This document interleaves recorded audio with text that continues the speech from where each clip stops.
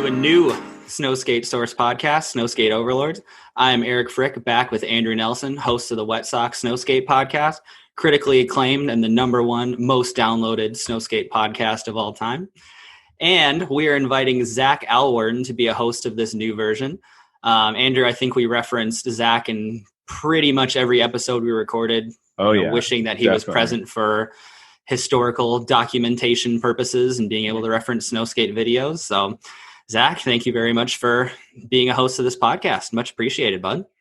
Hell yeah. No, I'm sorry. You guys have such nice mics. I need to get one. You do, man. It's all good for today. We're just rolling out this new format. We're super excited about it, and we're awesome to have you on board. I want to hear all the niche references. Like, I'm hoping you can just really pick up the slack on, just general knowledge questions. Like, you're going to be our go-to guy. So we're super psyched to have you. Yeah, I understand my position. I'll try my best. Thanks for having me, boys. Yeah, welcome. Who's this other guy we have? Yeah, Josh Eric, you want to Oakes. give him an interest? You want to give it Josh Oakes, returning guest. Decided to have you back on this new format because you're so fun to talk to, Josh. But we've already knocked out the biographical, chronological format. So figured it'd be fun to, get you on with this new format, given that we've already done the old format and had you on last year, Josh. So we want to make this a little bit more fun, a little bit lighter, more conversational, and just give us all an opportunity to talk about basically whatever we want to talk about in snow skating. So that being said, Josh, how's your 2020 gone? Gone well? Has it been a train wreck? Somewhere in between? Well, I think that for just about all of us, 2020's been quite the year. True. Lots of ups and downs, but for the most part, everything's going well. Healthy. Got a roof over your head. Mm-hmm. Can't ask for much more than that. So you're not you quit your job, right, Josh? Thankfully, I finally escaped the rat race. When was it? I think it was like mid-July.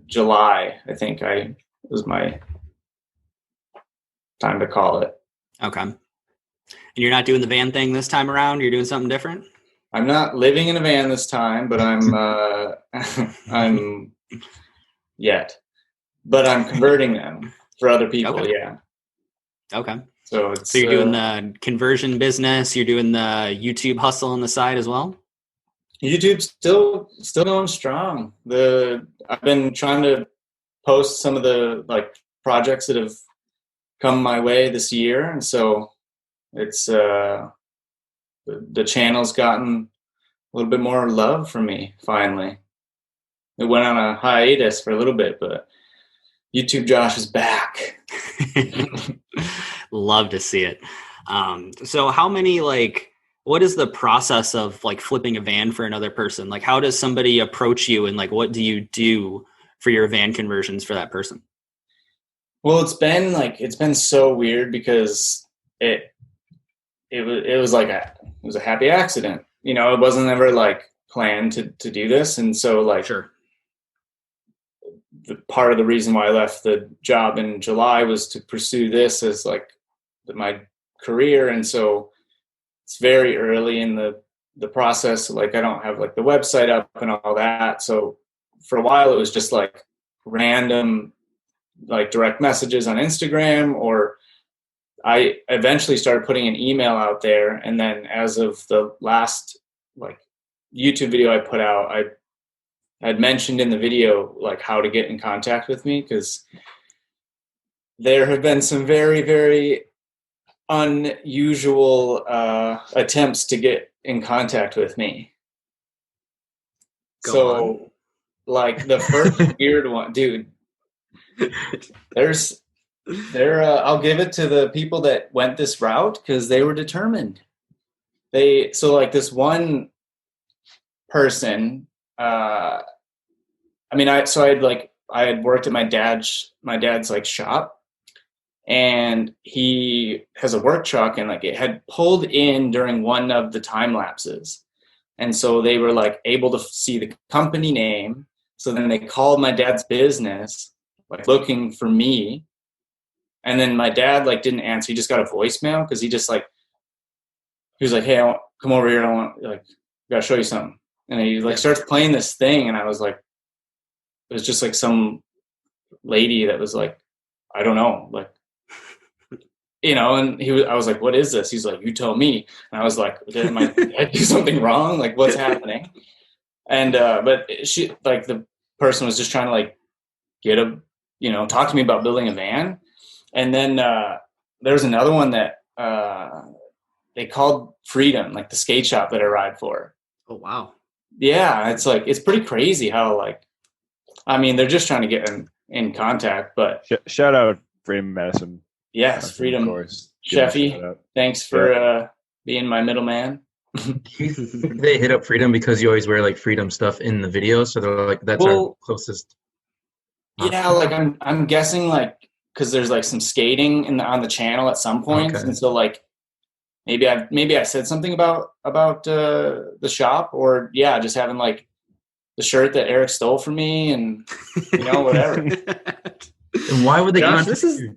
Yeah. This is go ahead. Sorry. No, we'll get back to that. But why did they contact your dad? Maybe he has like a public number for his company or something, or why would they? So either, I mean, again, like I don't know if they got the numbers on the side of his van, but like, I don't know if but so is his business names. Like they could have just typed in like the business name, gotten the phone number, because they were like, hey, they said that they're like, we're looking for Josh Oakes, like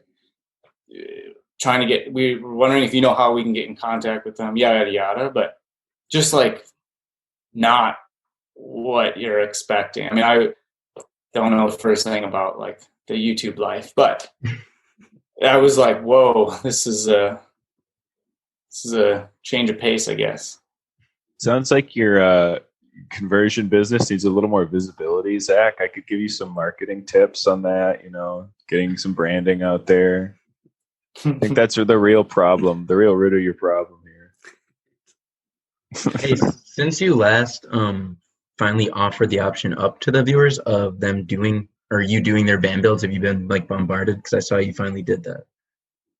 Yeah. Oh yeah, I saw your comment.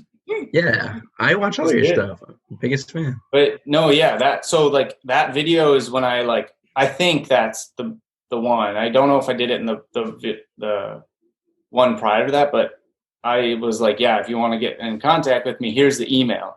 And so, yes. Is that overwhelming? I have a lot of email daily. Like, it's a good problem to have. I mean, I have like an hour of emails every morning, and like just putting like quotes out there, and it went nuts. So like I know I got to get on the website game. So like, because a lot of them are just questions that could be answered if I had a normal scenario. Mm-hmm. But yeah, so it was really strange in the beginning to try to like just come up with a path like that I even could work with, as far as like how to get a van converted. And so to start, they had to get in contact with me one way or another. And then it's just like so custom that sometimes it's like almost too custom because there's like too many options. So it helps to have the videos of the builds because they're like, oh, that works for me. Like, I'll take that. And then I'm like, all right, like, yeah, I get it. But yeah, occasionally there are like, nothing like what I've done in the past. And so then those are, time consuming, but cool to see what other people come up with.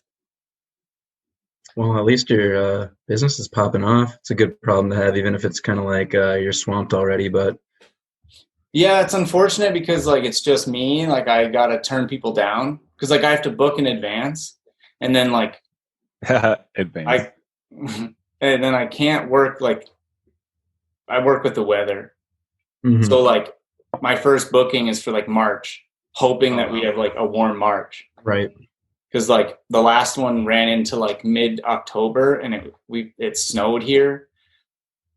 It was an angry time for Josh. But so why did Eric take your shirt? I mean, all that stuff is cool, but why? This isn't the first time, man. To set the record straight, I have taken none of Josh's clothing. He somehow lost a Thrasher shirt when we took that first Instagram photo of Zach, Josh, and I back in 2017. He lost his Thrasher shirt after that. I have two, just because I've acquired two, so Josh blames me. And then he leaves his Freedom Skate Shop shirt. I just showed him out of courtesy prior to starting this call, and he's like, "Oh, you stole that from me, didn't you?" So I've taken 0 articles of clothing for Josh, but he loves to blame me for it. Funny enough, because last year on that trip when we were at your house last winter too, he left a pair of those Hagar slacks there too, and I grabbed them thinking I'd probably see him first prior to you seeing him, and now they're just sitting in my closet. So yeah, I have a pair of your pants though. They were covered with cat hair, maple. Yep. And you literally left a bag of clothes in my kitchen too. Do you remember that? So this you were like trying to give them away, and you just like, okay, like, maybe it's on you. This is not my fault, Josh. No, because I did take a pair of those pants from that bag, but then you left a pair of your actual pants you were like still using. So I think those are on like radiator or something. Yeah, I remember the bag of clothes actually. Now that you said that. Are we doing the picture? You're doing the picture again this winter, right? We got to do it. I think we're on a every 3-year cycle for that. Yeah, it's looking like that. A little premature. Yeah, 2017, 2020. So yeah, and a little over 2 years now. Like February 2023, we'll do another one. And just to bring people up to speed, this is just a picture of Eric, Josh, and Zach all wearing Thrasher shirts, holding beers in like a kitchen or something, and then you just try to recreate it every 3 years. I think that's the job. We did a damn good job last winter. Yeah, we did a really good job. We put so much time into that, like trying to line up like where like the door frames were and the like everything. Yep. So many people hit me up like, "Oh yeah, I remember that post." I'm like, "No, you don't. It's a new one." The joke that's only for us, right? Oh, great stuff. But Josh, in addition to the van stuff, you're doing the leather business too. How's that going? That is lately been super good. I've been trying to milk the holiday gift market as much as I can, and so it's definitely been a busy few weeks actually. And that's a relatively new project too, right? Yeah, it's probably been like, well, what are we in? I guess it's a little over a year now. Okay. I want to say I started it like October-ish in 2019, I guess. So, well, actually, like long story short, I dabbled with it. I used to roommate with Jake Boss, and like we just like messed around with a couple things for like, I don't know, a month or whatever. Like it died very quickly. But I had always kept them, and then I don't remember what sparked it, but I like found them, and then I was like, I should like mess around with this a little bit more. But then this time it took. Oh yeah, dude. So how much of your time on a daily basis is spent between van work and leather work? Well, like usually, like the leather stuff like picks up when I don't have a van conversion. So van, like I try to like get a break between builds. So like, ideally I can do like a month off from van work, and then I can like work on, like the good small good stuff, like with the leather stuff. And then it's kind of like part-time once I got another van that I'm working on. Got it. I think for the rest of my life, I'll always have 2 jobs. And nothing in the corporate world anymore? You're over it? I have learned to not say anything for certain, but I've tried twice now, and first time made me go run away in a van, and this time I'm actually going to look at a van tomorrow. What about the Subaru? It's getting too beat up. I use it like a work van. Oh, sure. Like I can't haul material. I have this. Yeah. I built this like it's hideous, man. Like it's so bad. Like it's a little wood rack that I just like fixed to the little rails that are on top of the car, so I can haul plywood. Yeah, you need something more practical. I didn't really think about that. Yeah, I know. It should. I'm not meant to have like a car that's, I don't know. I just am not careful enough. And it has like leather seats, and I'm like putting lumber inside it. It's bad. But it's the best freaking thing I've ever had in the snow. It's a beast of a little car. I do remember that. It's like the tires my dad put on it. It's like it crawls out of anything, that's going to be hard to let go, but it's I think it's time. Shout out to Subaru. Yeah. You can reach me at Super Duper Josh. All right, Josh, let's go into board design, both your graphic that you design this year and your graphics in the past, as well as your shape preferences. So talk us through your 2020, 2021 pro model design. That was, Blay had reached out. I feel like it's like early and earlier to work on like, I mean, rightfully so, but to like get graphics solidified for the following season.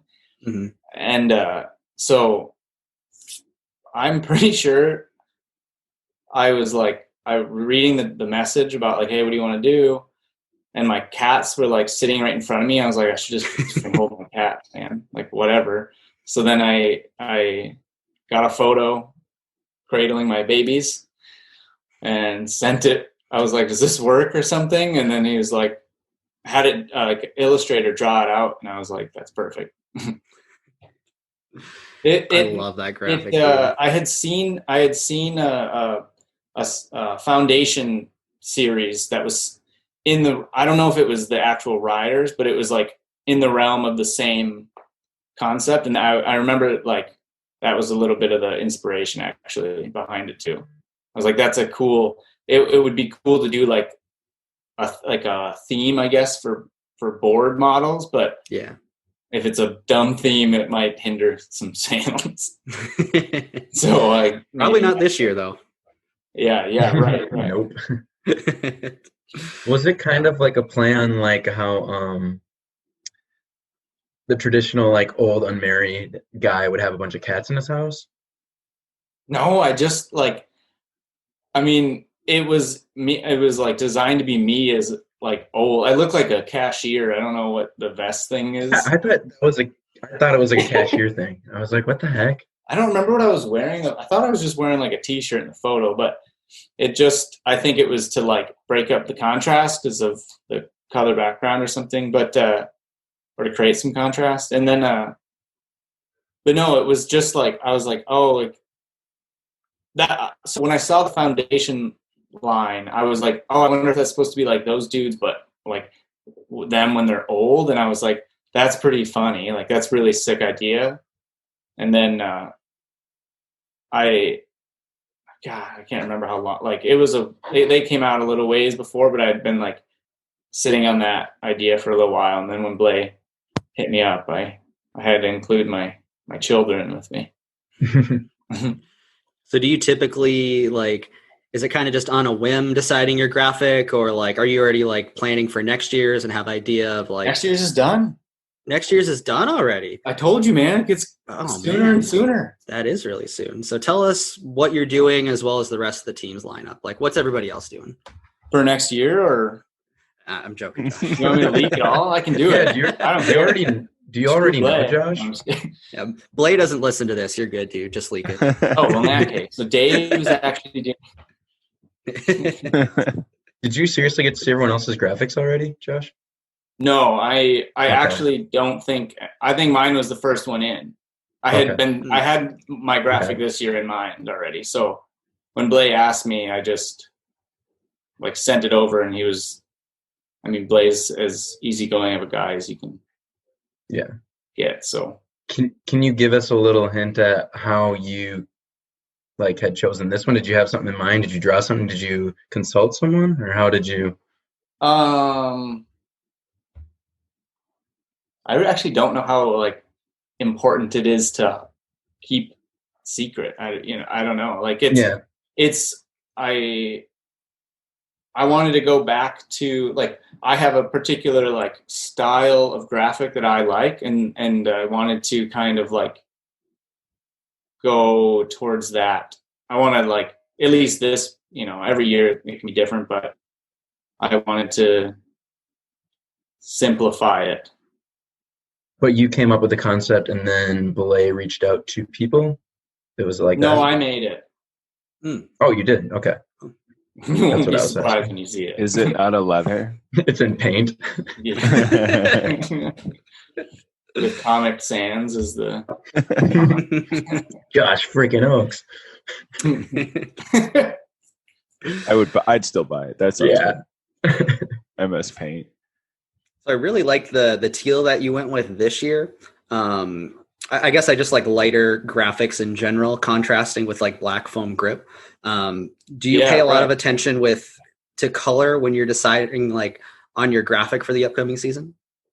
Well, it's limited, I know, with like the number of colors. I don't remember what it is, but like you can only have 4 colors. Is that what it is for? So, but the insane thing that like was developed this year, and it may be due to the designer that we worked with, and it makes sense. Like, I'm sure if a designer's listening, they'd be like, "Oh yeah, like what? Of course you can do that." But like, we were able to take. So like when you say 4 colors, you have 4 colors, and then you have like various shades of that color though, because it's like it uses dots. So like if white and green are one of your colors, you can put very small white dots in the green, and it creates like a light green. You know what I mean? Okay. And so I think on my board there are like shades of green or teal or whatever, and so. Because they're so small, it allowed us to get, I don't know, I thought it was like surprisingly more detailed than I like thought we could do. And so that was a cool like step up. And I know it just keeps like progressing and progressing. So who knows what the next ones will turn out to be like. So what goes into your shape design? Because you're riding the 8.5 by 32.5, and I think it's the AS3 with the rounded nose and tail, right? Yeah. So what makes you decide to ride that shape, and is that what you ride all of the time? I think I could be mistaken because I didn't start on the boards.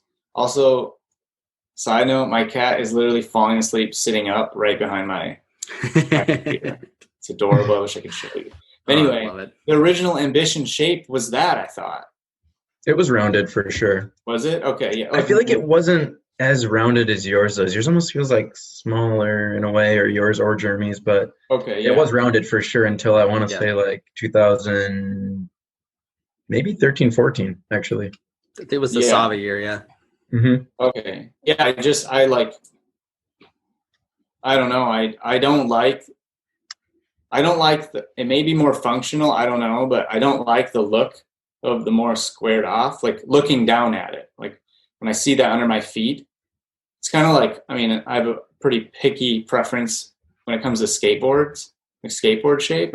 And the same thing, like I don't like a very boxy square nose, but I want to say that was just like the first Ambition board that I ended up with. I was like, oh, that's cool. And then they sent out, when I started riding for Ambition, they sent the boards out when the shape had changed. And then when the talks of like I got like team boards and stuff for like my first ever box. And then when the talks about having a board came out, I asked if like we could do that shape, and just because I liked it.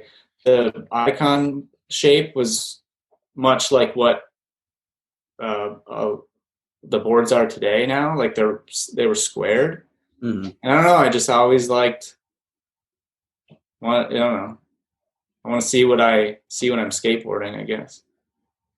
For sure. I like it. I think maybe that wider tail is like helps with tray flips, maybe, because it's just like so much more. Did we all 4 of us like look and read that pop up? Yeah, like Zoom just gave us a little pop up. Yeah. We have unlimited minutes now? Sorry. I guess so. I don't know why, but I guess we don't have to drop. Okay. But yeah, basically it's like good spot for your foot, but I don't know. Let's say you don't think that it's easier to put your foot on top of the squared off nose or tail? I feel like I'm so on the ball of my foot skating. Like I don't have like, I don't know, like, never mind. I just freaking hope that my foot lands on the tail. I'm not that precise. This maybe feeds into another question about Xtreme Grip and like what your preferences are on that. That's been a topic over the past, I don't know, a little while. There's been some changes and stuff going on. You're not a Tundra guy, Josh? Is that what it's called now? Or is that just like Tundra Grip? It's not called Xtreme Grip anymore? I think, it's called Tundra Grip now. Okay. I think. I don't know. I wasn't sure if X Grip was like the parent company or whatever, but Tundra Grip pack for the new stuff. But Ambition just got the old Xtreme Grip sheets in too. So those are available as well if you do prefer the older metal studded stuff instead of the Tundra stuff.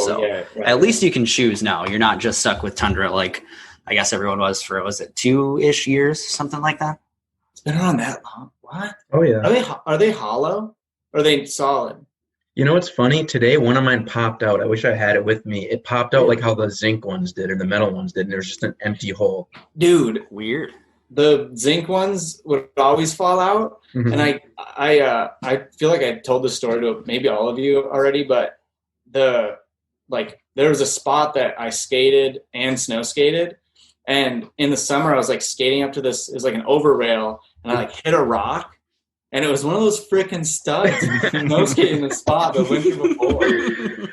Do you guys ever have it where you're snow skating a spot and then you go back in the summer and it's like, let's say like a stair set, and then you look at the stairs and it's like covered in like colored plastic from the board, maybe like hitting the last stair or just like like on my old Ambition boards, we had this 7-stair in our hometown and it was like blue and red and just a bunch of plastic colors from like boards sliding on it. It's funny. So Josh, you're not a Tundra Grip guy? You prefer the old stuff? No, I if I remember right, they are not hollow. So like I think that's good because you can like touch them with a little like sander or something and like you could mellow them out. Whereas like a metal one, you're kind of, I mean, I don't know. I don't mind it, I guess. I don't know that I notice that big of a difference, but like, it's tough just not like, I'm referencing like a year ago, you know, like it's been a while, but I definitely do think I noticed a difference when it was like slushy conditions, like hot out. Yeah. Like the grip was like significantly better. But like I was saying, like you can dull out the knobbies or whatever. So you could have like essentially like, I don't know if you guys ever did this, but I would do like an exposed grip board for rails and then a covered grip board for like flip tricks and stuff when we were using Xtreme Grip. Because the exposed always seemed like a little bit, I don't know, grippier. Yeah.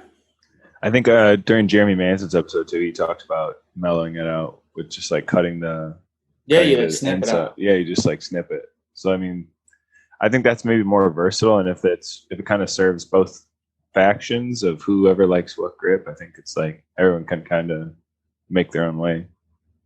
Yeah. I've yet to try it, but I'm hopefully gonna try it soon. Zach, what's your preference, Tundra or original Xtreme? Well, when Tundra was first being made, some of the prototypes of it, I'll just be honest, were pretty awful. But at the point it's at now, I've actually grown to like it a lot. But kind of like what Josh said, I have one board set up for my flip tricks that I usually will do like a hybrid of both the Tundra and some of the old backstock I have of like exposed or standard Xtreme. And then with another board that I'm not going to flip around as much, and maybe I'm hitting more rails with it, I will put just strictly Tundra on it. So I usually always have two boards for every session. Interesting. Yeah, last winter I skated the Tundra nose and tail pieces because I do find those to be a little grippier, but then everything in the middle of the board was the classic Xtreme, and I found that was a pretty good combo.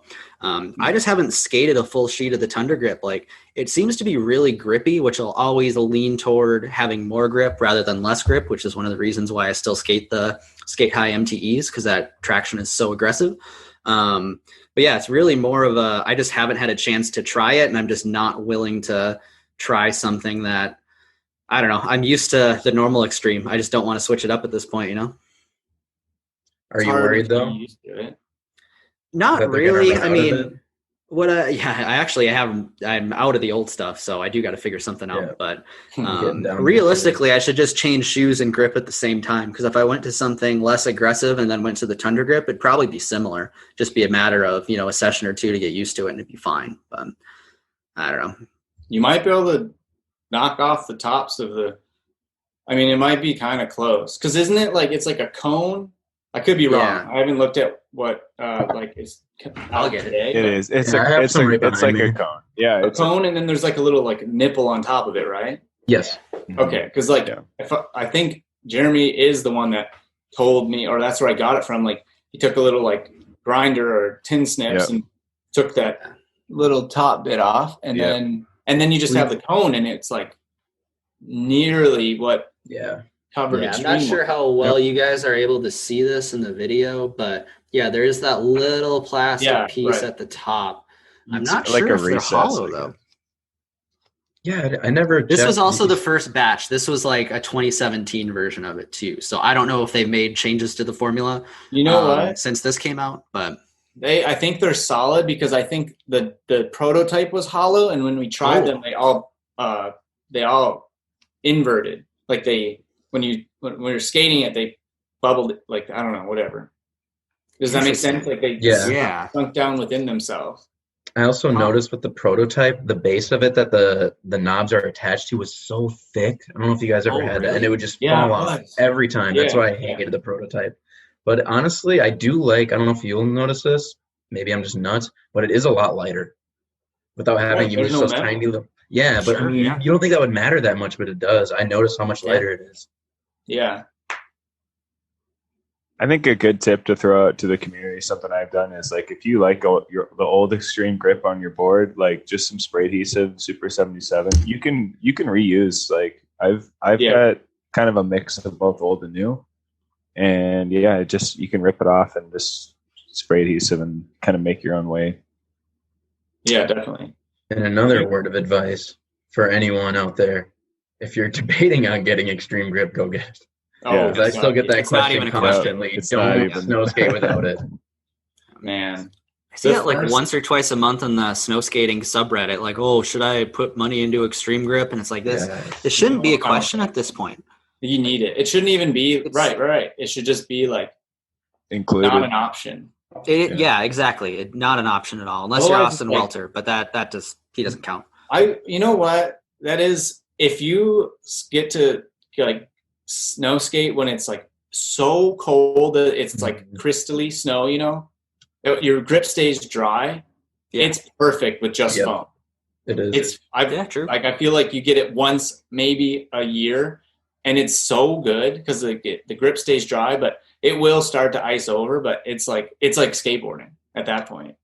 What also, when you first get your boards, the grip is like you can like permeate it better. You know what I mean? Like then eventually it kind of flattens out. Like when you first get a board, then it kind of starts to shrink down, and then you don't get the grip you used to. Because I used to snow skate a board for like a week without any Xtreme and then put it on.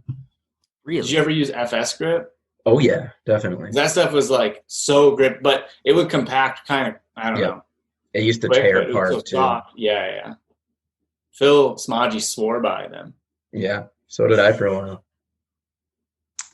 My first time at Midwest Open, I brought a board that I had taken off my old grip and I was going to put the new stuff on, but like it was the first day of competition or whatever. So I go out and I was just like, I'll just kind of warm up on a board without any Xtreme Grip. And then someone on the hill goes to me, oh, I didn't realize it was 2007. I was like, oh, cool. Like so I went back to the where we were staying, the little one of the outbuildings. I can't, like where we all sleep. Your shelter? Yeah, one of them. And then I had brought the spray adhesive or whatever to do it at the Open, but like I just didn't have time because we come from Minnesota, me, Frickers, and Debo all carpool out there, and like I just was like, yeah, for fun, I'll just skate without grip, and like it was like an old True Color era board, I think, my purple one, I can't remember. But I was like skated it like 2 minutes and was like, oh, this is not gonna work. So I didn't realize you got bullied out of the park that day, though. Yeah. That sounds like us. We're all it looks super weird too to see someone like out because the powder back in the woods it feels is like deep and like I was like I was just gonna try it and then it was like I can't remember who said that to me but that's hilarious. I don't think you ever told me that. Andrew. I was just trying it out. I was like I remember skating boards without Xtreme Grip and being okay, and then I was just like, oh, I can't do this. Like, I don't know how I used to do it. It's crazy. It's unreal. Yeah, dates me a bit to tell you that I was around before Xtreme Grip, but maybe that's my charm. The Ambition foam is like Zach was saying, like it's it's malleable, however you say that. More so than like the old Premier boards, because those were almost like a plasticky. Super firm. Yeah, felt over those. Very thin. Yeah, that too. Very slippery. Mm. Yeah, but like Isaac Hebert. And then I'm that's ridiculous. Yeah, that's insane. No grip, and he like. Our crew would do that though too. They would just skate the premieres without any grip, and I would watch like Neil, for example. He would just like hit a handrail and stuff without it, like skate shoes and the premier grip, which is absurd. That stuff might as well be plastic. Yeah, that's nuts. The first time I ever used a new my first new snow skate ever was a Premier I got for like Christmas. I may have told the story in the last time I was on, but I threw down because I didn't know you needed this grip, and it was like in my street. The board barely moved, like if at all. My feet landed on the board, and then I like skied off the nose like a jump. And it was like, I don't know, I just landed and I didn't know what happened. Sucked. Oh my god. Oh, that's hilarious. But on the note of grip, I want to talk about snow skate shoes and preferences for what shoes you guys ride, and if you guys swap out shoes in different conditions. So Josh, what do you go to with a snow skate shoe? I have been on this hunt since day one. I think like all of us, except you, Eric. You seem to have found the one. I'm not that happy about it. I'll go into it later, but continue, Okay. Josh. I think just like, thankfully I can I have two different sets or like styles of shoe that I use. Like I found these, like, they don't make them anymore, but they're a Vans old school MTE. So it's like not high top. It's like a low. It's like, it feels like a skate shoe. Yeah. And they skate really well, but they don't have like any insole, and you can't remove it. And I'm afraid to like just mess it up so bad trying to pry it out of there. But they have the like extruded waffle on the bottom, and I like them a lot. And like I don't really like mid tops or high tops. Like I like my ankles hanging out, whatever. And then I also have some Converse. I feel like I've been on a Converse kick. Seems like they always have like some sort of a shoe that, I don't know, checks enough boxes for me to try out, and they're okay. Nothing to write home about, but. Which pair of Converse is this? Because a few years ago you had those ones that were like mid-top ones, and they had like a jagged insole on them. Those were from Kohl's. Yeah, Department store. They might have been leather even. That one with my mom. Actually, they looked good for the weather. No, those were that. I liked those a lot, but they just kind of like got used and abused, and like the waterproofing. They must have been like a leather of some sort, and like you could see it, like they were turning like light blue because they were black, and like it was just falling apart. But Dave Enger actually bought those for me. I like couldn't find the Kohl's at where I lived. They're out of stock, and I found them in Kazoo, and I was like, Dave, I was going there for like the last session of the season, and you may have lived with them at the time. Probably. I think it was at that house, and so I like sent him the money so that he could go pick them up for me. So thanks, Dave. But what ones are you using right now then? I'm guessing this isn't a high top or a mid top one. No, it is. I mean, I could go get it. but I don't remember the name. And it is same thing. Like it was a last year's model, and it was hard to track down. I got like a dark blue one because was it Vans keeps coming out with a bunch of them that like they look sick, but I don't like the way they look. I'm like, they don't feel right.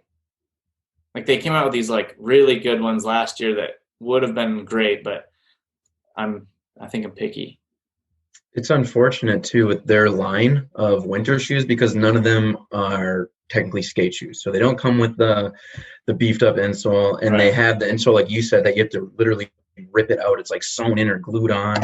Well, they did change that, to their credit, because the original Skate High MTE had those garbage insoles. I was able to take them out. I've replaced them in all of mine with like actual Dr. Scholl's like supportive insoles, but it was ridiculous that they did not come with those insoles. And I was thinking about this before we started recording. Like, it's interesting that so many different manufacturers are creating basically waterproof skate shoes, which just accidentally happens to be perfect for snow skating, or at least pretty good for snow skating, even though they're not, obviously not designing shoes for our purposes, because, we don't have a big enough market segment to do that. But it's very interesting that that's going on, but I also don't understand who these shoes are designed for.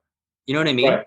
Like you can't skate in them. Like, they're not designed for that. You can't do really any winter sports other than snow skate with them. They're kind of just like waterproof chiller shoes, but I've never understood who most of these shoes are designed for. They're like adventure around here, I see a lot of people with MTs. Do you really? Okay. Oh, all the time. I mean, you used to see the advertisement on the subway in Chicago, didn't you? Yeah, they had these like billboards and like buildings painted. Like, this was 2015, 2016 when I was living out there. So just when this was rolling out, but they were marketing their MTE line so aggressively, and it was just all over subway stations and stuff in Chicago. And even like back then I was like, who are they trying to sell shoes to? Like, I just don't really get it. And maybe it's just because I think of Vans as producing skate shoes first before anything else, which is probably my error, given that that's not really what they actually do. Not anymore. Unfortunately. Yeah. Yeah, it's like if they did like find this market that like we think they would like have heard of at this point, like the boxes that their MTE shoes are checking would, like, if they design the shoe for snow skaters, it would check all the boxes they want and more. And then they would open it up to like, all of us. And it would, I don't know. Yeah. And starting, I think it was with Ultra Range, they started to put like the actual insole in, like I think it says Ultra Cush on it. I think the MTE 2.0s did the same thing. So they are getting better, to their credit. But yeah, it was ridiculous that those original MTEs had those. I mean, you couldn't even walk around in those without your feet hurting. They were so bad. Yeah, they suck. They just came out actually in Freedom. Sheffy got all the winter like MTEs in, and they have a mid-top slip-on. Oh, you're getting those targeted advertisements, Andrew? Yeah, I'm trying to show you, because that's probably what it is from the new fan. It's from the new line or whatever. Yeah, those MTE 2.0s with like the little toe cap and the slightly less aggressive sole, like I think those look like almost a perfect snow skate shoe. Yeah, I kind of want to pick up a pair of those. They're like I put those on, and it was like, it's so wide on your foot. Like it feels like a no, I don't want to like diss on the shoe, but for me it was like felt like I had duck feet or something. Like, I mean, I like, it looked so wide, and that didn't do it for me. But like I was saying, those mid-top slip-ons, they're like MTE slip-ons, and I tried them on. I mean, I skate in slip-ons, so it definitely appeals to me. But I don't know, they seem pretty good. I don't know how waterproof and whatnot they are, but I want this, Josh, I just want to stop it there. I want this to be a safe place where you can diss on a shoe if you want to. That's what this one's for. All right. Insert finger cracking noise here. Yeah. But then again, you want Freedom to sell the shoes, right? Which I'm assuming where you tried them on at. So they're great shoes. Everyone go get them at Freedom.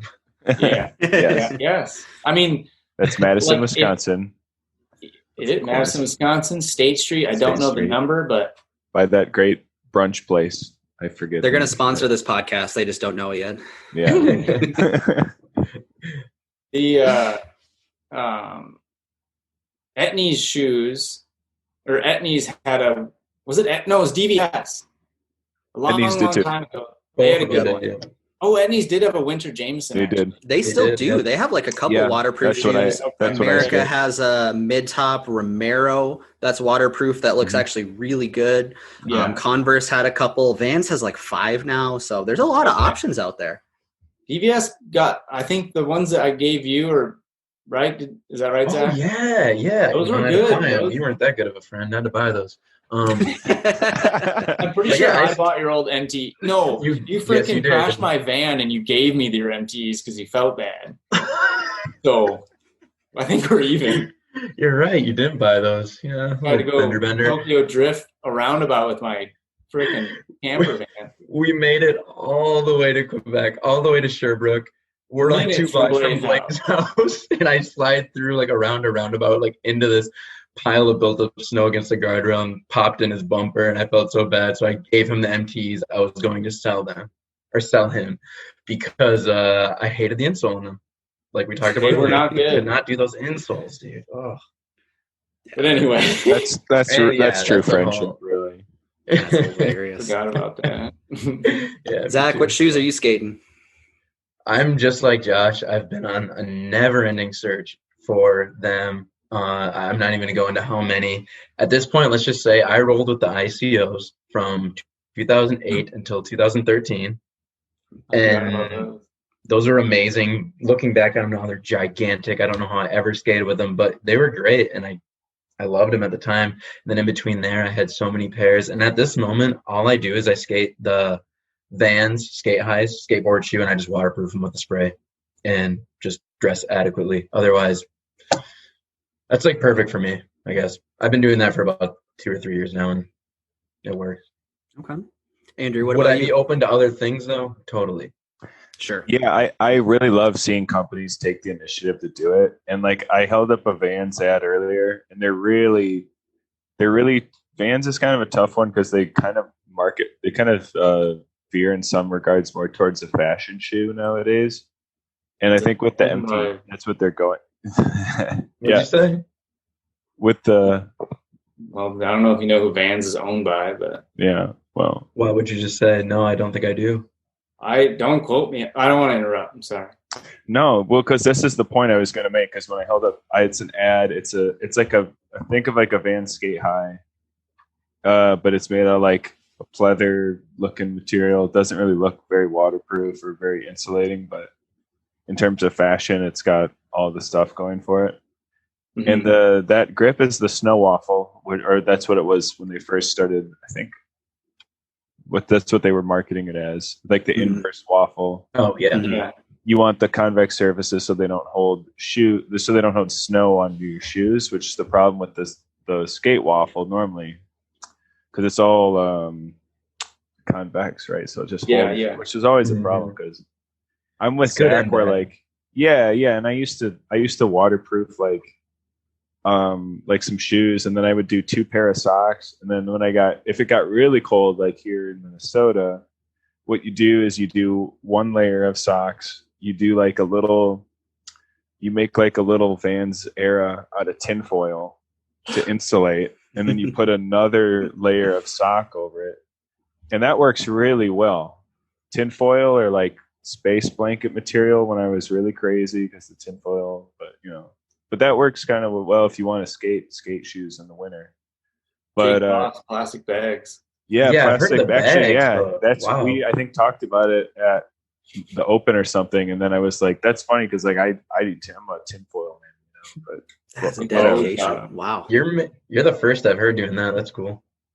Well, so I had the classic the Vans Skate Waffle for a while, and I skated those for like years and years, and then I tried a pair of the DVS kind of mids, and they're kind of more, DVS is kind of more like, I don't know how to say it, like an early 2000s shoe. Like the bottom of the shoe, the sole's like so heavy. It's like, it's like what you'd see like Brandon Beeble skating and like, yeah, right. It's just a really chunky shoe. It's not very. Was it the warm. Bexley by chance? DVS Bexley? Do you remember when they were making I that? don't remember. Mid- I got rid of 2000, them. They were so heavy. The sole was so heavy. I skated them for like part of a winter, and then they just became my broomball shoes because I couldn't fucking. They're just so heavy.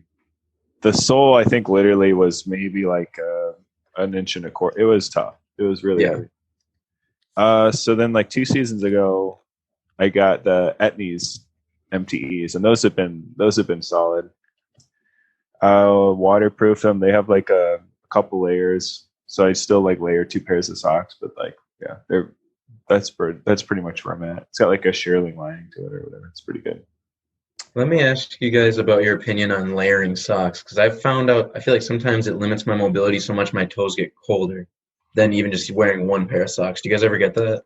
I agree with that. I don't do it. Yeah. I literally just bring like 4 pairs of socks with me in the session, and I'll just swap them out like every half hour, or whatever. Basically, whenever I'm not skating, I'll just or I'm done skating, I'll just swap out the socks. But I just try to not wear snow skate shoes unless I'm actively skating too. Like I have those big muck boots that go all the way up to your knees. And like I wear those and I'll still even wear them skating a little bit, like obviously not filming or whatever, but I try not to wear my snow skate shoes unless I'm like actively skating or filming, just to like try to keep my feet as warm as possible. But yeah, just swapping out socks is what I try to do. I definitely do not layer. I don't think that works. That's something I wish I would have done prior, is like when I'm prepping the spot, why the hell would I be wearing my skate shoes? I'm already cold by the time. Now it's bring the boots and the shoes every time. It took me way too long to figure that out. I only started doing that like 2 years ago, but it's a game changer. Oh, man. Yep. I just bought waterproof socks. It was I've great. been wondering about those. Yeah? They work really well. Crazy. They're I waterproof. haven't heard of those. My feet were never wet. It will like wear I don't out. believe it. I don't buy it. No, I'm serious, man. Like I stood in the bathtub with them and they weren't breaking back. It's insane. My shoes would be like soaking wet after like skating. And then like how you go like out in the morning and then just hanging out in the tub. That's funny. Did you call your girlfriend in the room like, babe, come check this out? You'll never believe this. You're fully naked, but just socks on. You're like, it's fucking working. Do you guys own a boot dryer? Anyone own a boot dryer? Oh yeah, a couple. Jensen has the best boot dryer ever, and he found it. Yeah, it's like the octopus one with like 5 different tubes, 8 different tubes. I don't know. He's lucky. Dude, I have a portable one instead of like those big ones. So it's like 2 things like this long and just a little cord, and you just throw those into your shoe and you can just throw it in a backpack or whatever. Oh, makes things so easy. Yeah, I got those ones and the other one. Like the standard one that stands up. Sorry, go ahead. Sorry. That's what I have. This was a couple of years ago, but I, through Freedom, got to go to like a Vans wear test down in Chicago at that Vans skate park. And they did like, because Sheffy's a shop owner, like went through like up and coming Vans product and they were working on, and so like this is kind of to like, good on Vans's behalf, is they're dabbling in a lot of different like realms, but they were presenting, they're working on a service industry shoe. And so what it is it's the extruded sole, and because a lot of people buy black Vans eras for like being a waiter, a waitress, or whatever. And so they're making the like non-slip grip, so it's extruded sole. And then because you're in the service industry, they're waterproofing them, right? So like if you spill stuff in your shoes, whatever. And so then there's like, I don't know, they're all black, but there's like 5 lines of shoes, and I was just sitting there like, dude, these would be great for snow skating. And then they never came. I don't know that line ever was released, but. How did you know they're for that demographic? Did they blatantly say that? You don't think Vans would be publicly saying that? Like, we're making waitressing shoes. It was service industries, but that's what the rep said. Yeah. I can see them doing that. I can see that, there'd be a market for that. Yeah. Oh, I bet there's a market for it. I just didn't know how that would look for them as like a skate-based company. I think it'd be a true product. Like, I don't know that you'd buy it. Maybe it's out. Like, I don't know that you'd buy it from like you know how like a skate shop goes to like Eastern Skateboard Supply or whatever. Like maybe there's some like freaking wholesale. Yeah. Yeah, Vans probably doesn't market it that heavily. Yeah, I'm sure they're available record, if you're in the know, but like, dude, they're not putting that on any billboards means. or subways. they all the whole time I was just like, dude, these are freaking snow skate shoes. And like I told the rep, I was like, you guys realize what you're making? And he's like, he knows of snow skating somewhat, but like it's just how hasn't someone caught on? Like, I don't. It's basically you're saying that the bartender is going to get a pro model before Alan is. It's like, oh yeah, that's that's insane. Speaking of who's going to do it? Who do you think? What company do you think has got the money? Like, if you had to bet, like, let's say if like in 2 years maybe there's going to be a marketed perfectly, they get a rider, like just these. Yeah, they need to pick up a rider. They need to pick up someone. Yeah. And it's like, who's going to design it? Not a snow skater? I mean, it wouldn't work. I don't think it would work. Like, or at least has to be consulted. That's what I wanted to bring up. Do you guys remember when Blay was exploring the idea of snow skate shoes? And if you've been to his house, he has like prototypes in his basement, and you can see them. He was making ambition shoes for a while there. Mm-hmm. They need that neoprene sleeve. Yeah, that's what the I missed that Me about too. the I ICO. missed It's a sock. They call it a sock liner. Right. Yep. Yeah. I Like love that. if you could, if you like stuck that on, like, even if, let's say, like, I mean, not saying a slip-on is like a high, like, in demand shoe, but if you took a slip-on and stuck that neoprene sock sleeve, like, built into the shoe, then it's so flexible that it, like, you could just add that to any shoe. Well, what was that Nike shoe? That Costin shoe? Did anybody ever snow skate It that? had like that weird sock thing on it. Eh? Yeah, really strange design. But my first thought seeing that was like, that could be really good for snow skating if you just put a little like water resistant spray on the outside or whatever. I wonder if anybody ever skated that. The Converse I have a neoprene sock around it, but they split it because part of it comes with the tongue when the mid top, like when you go to put your foot in. So like had they not done that, I think it would work much better because snow can still get in there, but it was close. And that's why I went with these shoes. Interesting. The weird thing with the neoprene sock or that slip-in feature or whatever, like in the ICOs, is it's so ugly though. And that's just my opinion. Like if they're to make one, I feel like it has to be below the surface of what's visible. And maybe you slide it in, tighten it around your ankle. Pants. What's that? What? Stop flooding your pants? Is that what you said? Stop cuffing your pants and it won't matter. Are you being a hypocrite right now? Yeah. Yeah, I was going to say, Josh, I feel like I associate you with cuffing your pants more than I do with Zach. Damn right. No, marketing tactic. It's tough to make them look good, but I mean, like a black sleeve, if it's tall enough, maybe you just see like a black sock kind of, but it is ugly. Right. If the ICOs weren't like as huge as they were, I feel like you wouldn't really have noticed that little neoprene sleeve thing. But I mean, you could not notice when people were skating ICOs. Those things were huge. The D3. There's also two different markets. Because you got like the kid that's going to go snow skate all day is not going to wear like for example, we wear like boots. We prep the spot so there's like an inch of snow for like as far as the eye can see, and we walk in with our little skate shoes on, and it's like whatever. We're just skateboarding. Like that's the shoe that, you know, there isn't one shoe that everyone prefers. Like clearly, you know, we all have different preferences. So it's like, then someone like Alan, he needs that boot that goes up to his knee because he's like hanging out in like 10 feet of snow on the backside of a mountain. Needs like snowshoes that transform when he's hiking. Exactly. He has some interesting shoe choices, though. I mean, he does the Blazer Highs waterproofed for most of his stuff. He has this like Japanese boot that is similar to like, I don't know, there's no good comparison, but the closest thing I can think of is the Ultra Range boot that Vans makes. It looks kind of similar to that, although it's not the same thing, but it's a relatively flexible waterproof boot that looks like it acts more like a skate shoe than a boot, but keeps his feet dry. And I mean, he skates pretty much everything in those.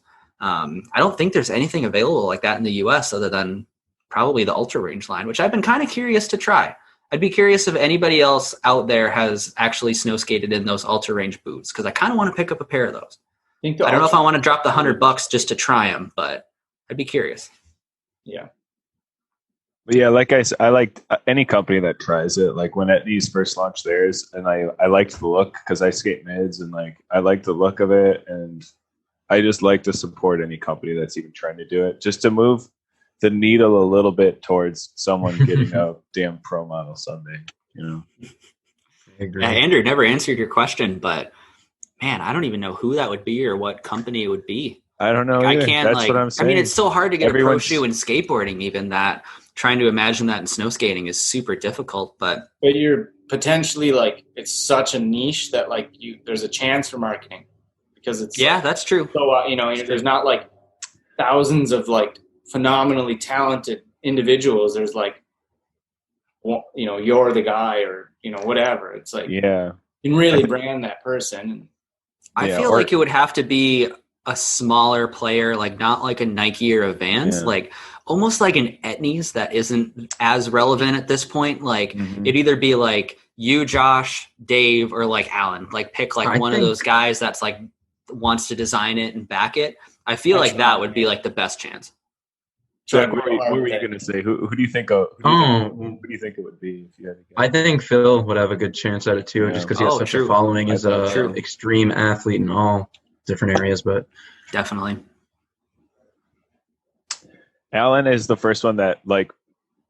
Alan's actually reached out to people to try to get it going, and like he's been in the game now a long time, and like kind of in the sense like a Janowski. I think it could be like if it's an iconic enough look, it could have a fashion identity as well as a skateboarding identity, and that's kind of I think what a shoemaker would need to do it. So, Right. But it's not going to be Nike. I can tell you that. Yeah. They tried snowboard boots and it did not work. They tried it. They did hockey equipment in the '90s, and no one remembers it but me. But like, yeah, they really Nike's one of those companies that'll quit on something before.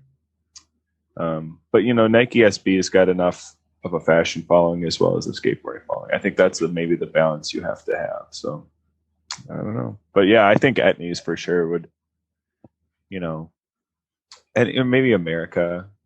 I enough company had a little bit of like I was Etnies Flow for skating for a little, like skateboarding for a little bit, and it was through.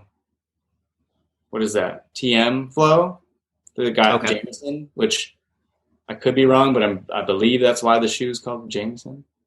Because Etnies, just long story short, they came to Madison. I showed them around, and that's how the relationship was made. And so I had a handful of times like reached out, because just like sending footage every so often, it would always be like stagnant in the winter, and I would be like, here's some snow skate footage, and because I would send that, like they would release their winter shoe, and I was like, hey man, like I don't know if this is something that Etnies wants to jump on, but like here's snow skating, you're making a shoe, it's like so damn close, like, and he replied once, like he was gonna send it up, and I mean I believe Don Brown is, I don't know if he's the owner of Etnies or whatever, but it sounded promising, and then it just, fell flat, unfortunately. But it's like so close. Like everyone that is in the snow skate industry, like there's so many connections that we're all so close to, and it's just like someone's gonna bite, hopefully. It's funny though, because even I don't know if this was last season or the one prior, but for a while there, Etnies was cutting the whole Ambition team like a deal on shoes, like letting us buy them at cost. So Blay was like, hey, if anyone wants to get some Etnies. I actually got the winterized Jameson, and it was decent. I like it, the grip. It wasn't grippy enough. That's my only complaint. Yeah, right. But like if they would work with even Blay, like if they would just like consult someone, they'd get so much useful information, and they could like really make something that, like we were kind of talking about, could maybe dominate that all-weather industry shoe. It's like right. I don't know. I'm gonna go get a beer. Can you guys not say anything funny while I'm gone? No. Don't do like any sick jokes or anything, okay? This is great. Well, maybe it's a good time we can move on to some like rapid fire questions. Because I mean, if we were going to aim them at Josh, maybe we don't. Yeah, let's get into the quick hitters. Yeah. Oh, boy. But, oh my God! Can I just say what a great rant? I think we got a lot of stress off there. That was great. I've had so many opinions on snowskate shoes. Didn't realize I feel like we could talk about snowskate shoes every time we do this podcast and like not run out of ideas. There's so much to get. Like I didn't go into any of my shoe preferences during that either, and That's like true too. there's a lot to unpack there. Mm-hmm. That just felt really good to just put that all out there, and everyone's just like, you know, because I think we just did about 40 minutes on shoes, which was great. I'm pretty sure. But yeah, quick. Let's get into some quick ones here. Yeah. Anyone else?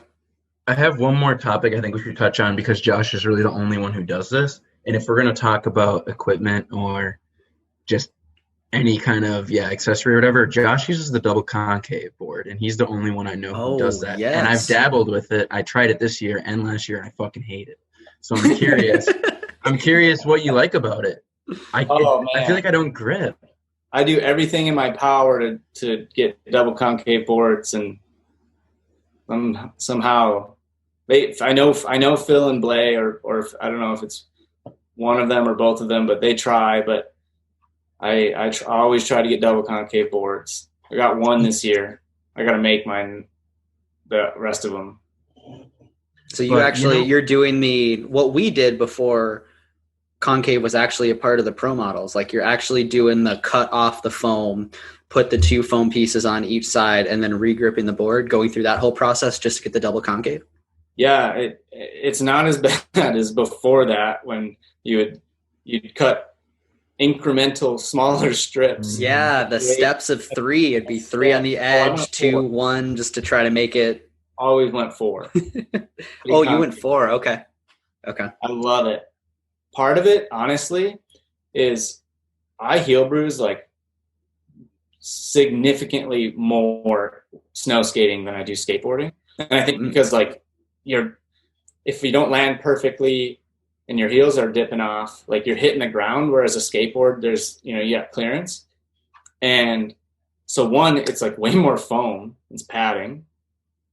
And it's like, I feel like it saves my heels from hell.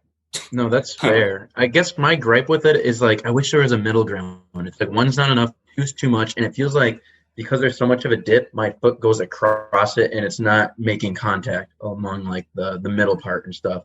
So it feels like I have less grip because of that. That's just me though.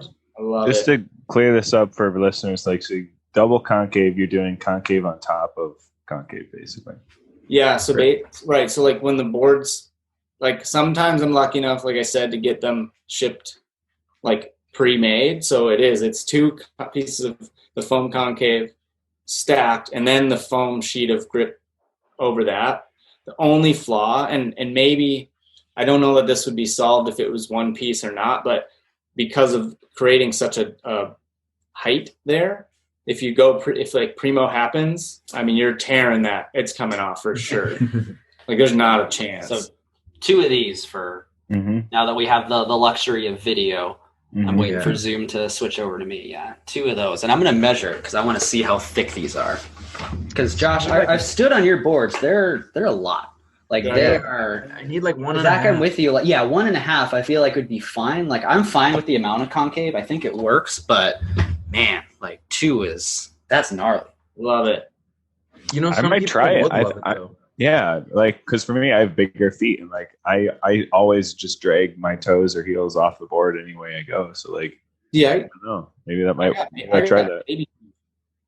Yeah, I've seen your feet. Size 8, motherfucker. No. But so it's 8 millimeters.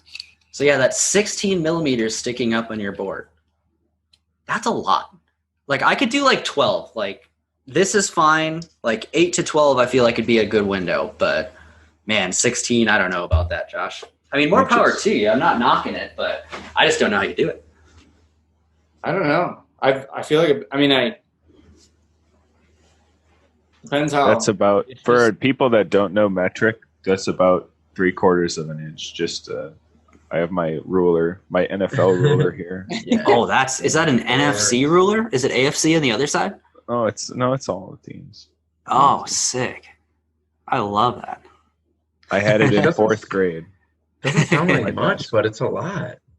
It's 3/4 of an inch. That's like, it's sizable, but it's foam. So, I mean, my left leg is 3/4 of an inch shorter than my right leg. That's true. Is it really? Let me ask you this, Josh. There's no way over the past few years, you've been doing this double concave thing for a while now, that you did not pitch this idea to Alex Blay and be like, I want this to be my usual pro model. You probably have, right? I don't know if I've said that. I mean, we maybe have chatted about it, but I've never he'd maybe remember better than I would, but I don't recall like wanting my board to specifically feature that. I don't know if having the option is too complicated for people already with like having to pick Xtreme Grip as well. Cause like if you introduce a question or like another option, like imagine how many emails Blay gets now. You just ask, like, do I need two concaves? No, that's a very solid point. You already point, get questions like, do you need concave? Because like I don't believe the team boards come with it. They don't. So it's like right there. It would just I don't think it's a question that like I don't think a lot of people are like, hey, I feel like there's not enough concave. Like if that were the case, then it would be like, hey, we should we're listening to the audience. Like let's make it taller or whatever. And I seem to be the only person that does it. Yeah. And now we're going to be a big pain in Blay's side because now Blay's going to get a bunch of questions like, oh man, I need more concave on my board. That'd be great. Josh does it. He's amazing. Sorry, Blay.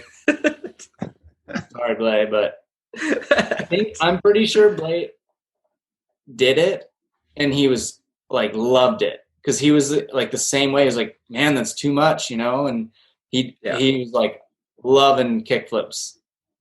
He's probably going to listen to this and be like, don't know what you're talking about.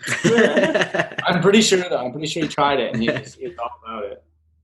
Over time, does it kind of compress a little bit though? Because I feel like the normal concave even does just a little bit. It kind of comes down. Say that because like I don't know how long you tried the double concave for, but if it wasn't long, then like maybe it does mellow out. But it just like the rate at which like your board gets beat up by time the foam compress, like it's like I don't know if it really. There's so many other condition variables like. It's just some concave. What a weird thing we do. Yeah. Boy, oh boy. Well, a bunch of adult snow skaters. Maybe we move on to some quick hits now and try to. Yeah. Let's do the quick hitters. Yeah. I want a disclaimer that, again, just I've said this to you guys, but the people, the millions that are listening. All 9 viewers. I suck at being put on the spot, so bear with me here. Well, too bad, Josh, because here we go. Snowskate setup, we already went over that, but do you ever ride a shape that's not your own board? Like I know you were riding the bigger board for a while. Do you still do that? Oh, yeah, I love it. How often do you ride it? And like how do you choose when to ride the bigger board versus your I ride the bigger board when that one is on the top of the pile in my trunk. How many boards? Really don't care. You just grab a board. Kind of, yeah. Occasionally I will like specifically go for like the big board, like the jump that you filmed of me, the road, like that is clearly something that like the bigger board benefited. Yeah, the last trick in your 60 days part, yeah, totally. Yeah. But so other than that, like for me, it's like, am I going to do a flip trick? You know, if I am, I'm probably going to do the smaller board. Am I going to go fast? Yes, then I'm probably going to go to the bigger board. Like there's kind of some criteria that I have, but like you really just don't care. Like, oh, if that's on the top of the pile, you're just going to skate it. I can't like say one works better than the other because like I clearly like all of Sava was on a big board, like true, most of it, and I like don't know why. I think that was the faster board of the ones I had, and I was like, oh, it's like. I wanted, or it was newer, maybe. I don't know. People think the full sizes aren't skatable until they skate them. I honestly, they're really skatable. They're Great boards. There was like, actually, when Alan left, I was like, Blade reached out if I wanted that board. Oh, okay. Mine. And I was like, I mean, I think that winter I actually didn't skate the full size a lot. And so I was like, whatever. Like, it doesn't, I think I was just in whatever. Like, yeah, sure. Otherwise, if somebody wants it. And like, then you mentioned Phil Moreau, and I was like, that is very fitting, like, especially with like the way Phil skates. And right. Realistically, it's just like, I don't know. I like other shapes too. Fair. You know, like it is kind of just like I think that we've been skating before and like Jeremy's board's faster and it's just like, let me borrow it. Sure. Yeah. I feel like a lot of people just get intimidated. Like they see like 9 by 34.5 or 35 and they think, oh, that's way too big compared to what I skate. But like once they skate it, they realize that's not the case. It like glides better. It's just like more surface area. And it's like, totally. It just like, that's what I wanted to bring up. I didn't want to get too far into it because of the quick hitter things, but me and Danny have been saying this all season so far, is that board lasts way longer. I shouldn't be saying this. And it's faster. I swear. There's like more surface space and it's way better. And that board with double concave is like perfect. The move, huh? But speaking of lasting longer, I mean, if you have the luxury of skating 2 boards, I find this to be the case. Like, if you can use the big board, you're not going to use the big board on street for the most part, right? So you're going to use it on like only, snow obstacles or whatever. So you can use your smaller board for street stuff, and then you can get a bigger board, and that bigger board will last forever. Good. How many boards, out of curiosity, because I know me and Eric were skating last winter, and like Eric, I think maybe at one point last winter, you were rolling with like 4 boards to a spot. Does that sound about right? I roll with at least 3 boards in my trunk at any given time. Interesting. What about you, Josh? It's usually 2, like the big board. Big board. Depending on what you're skating, like there have been seasons that I unfortunately went through a lot of boards, like skating gaps and stairs, like not clearing, kicking out, just like they get slow. You're gouging the base up, and it's like you got to maintain it if you really want it to work well. So like, yeah, I try to just like, I don't know. Winters are pretty short, so every few weeks it seems like I'm setting up a new board. Yeah. I have the big board. I try to keep a relatively fresh, smaller board, and the smaller board for me is the Jeremy Manson, the Jensen size, the 875. And then I have like a super beat up board if I'm skating like a street spot with like exposed concrete, so I can just beat that to shit and not even worry about it and keep the other 2 boards relatively fresh. So I try to have at least 3 to extend the life of each board. I always thought I was 2, but you're right. I always carry a 3rd board just for like cement ledges and things that might beat it up. So usually 3. For sure. It's a pretty good idea. I hate having a brand new board and just like skating like a street spot with like exposed concrete somewhere and just, one session and the board's just done, or you have to scrape it and it's just not nearly as fast as it was. Like I just hate that. Yeah. These aren't very quick. Let's try to make these a little quicker of quick hitters. Favorite snow skater, Josh? Phil Smodgy. Okay. Easy enough. Which skater or snow skater had the biggest influence on how you skate today? I mean, there's like so many with skateboarding, but I would say for snow skating, it would be like Phil and Alan. Sure. Definitely. I feel like Alan always makes me want to skate like big things, and then doesn't happen. But it makes you realize that some of that stuff is possible, and it's like, oh yeah, I could jump this 20-foot thing in the woods. Yeah, I mean it's so like awesome to watch, and then you're like, I want to do that, and then I don't do that. Most talented snow skater on earth? I'm gonna go with Phil Smaggi again. I think that Sure. provided the circumstances or given the circumstances, but I think he could truly do any trick that he wanted, and some of his tricks still today hold their own. Definitely. Like the kick 50 that in 2004 or whatever that was. Yeah, no one has like kick 50 So good. flipped into any rail that big yet. So Or True Color Ender. well, Dave did big spin front board, a pretty big rail, but there was that was a 14, true, but still kickflip back very, 50. very That's gnarly, nuts.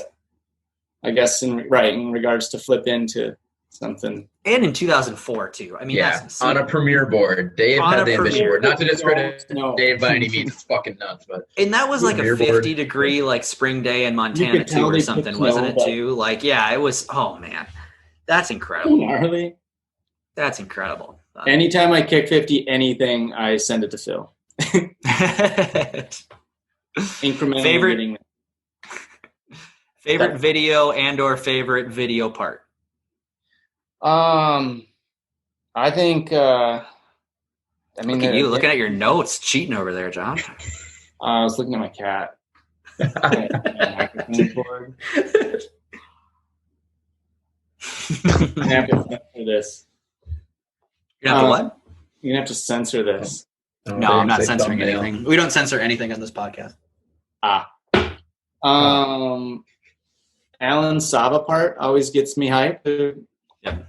Cool song, cool part. I like Jeremy's. Is it Solstice? Yeah. It's just like very smooth and like flowy. I liked it. Like solid tricks, and that was as far as I got in my notes. Okay. You wrote them on your cat? That's crazy. I shaved this little spot and then I used a Sharpie. Favorite trick to do on a snow skate? The thing, Zach, I fling my board like a tray flip. Oh gosh. Or the when I'm just throwing down, I like finger flip and jump on. It's just I'm always doing Really that. fun. But otherwise board fly. Okay. For like an actual trick, but I'm always doing that weird flingy thing for some reason. Favorite trick you've ever gotten on film? I think I front boarded this rail in Madison on Encore at night. It's like this. It's like orange looking. I think that one was like I had thought about it for so long because I was traveling with Blay at the time, and we like drove from Canada to Madison, and that was like in my head that's why we drove there. So like a 20-hour drive, I just sat there and I was like thinking about front boarding this thing, and but I knew there was so much salt. It was like an ungodly amount of salt. So I was trying to prepare for that headache, but I was very relieved when it was over. Last trick that you've learned. Yeah, I had a lot of questions about that, but I didn't want to. No, I had a lot of questions, but I didn't want to impose or like impede on the process. But I was wondering, how long did that go for it, take you? Zach. What's that? How long did that take you? I feel like I don't remember like seeing really. We just watched your Encore B-sides like a week ago, me and Danny B, and there was maybe a couple raw clips of that, or like a couple tries. So it sounded like a big mental battle, but was it physically? Did you take any slams, or because that's a long rail? Well, it's weird because it was like, I mean, kind of like there's a concrete sidewalk, and like I underestimated the angle that I needed, so I had to like toy around with it for a while. Like I was skating it like I would skateboard a spot, that rail, and so it took a minute to like adjust, and then like there was a battle because actually one of my lights broke during it, and so we had to like,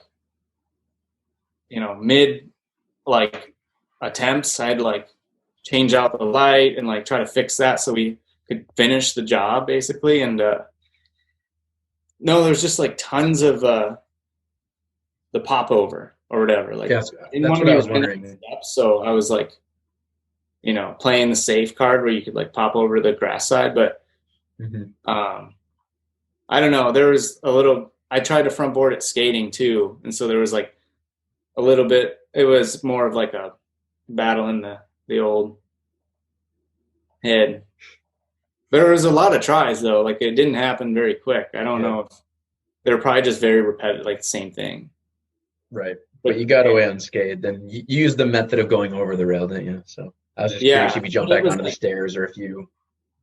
There was a few. I don't know if I really remember it just sucks. Like one, running downstairs is not great. And then in the winter, it's like icy. Oh yeah.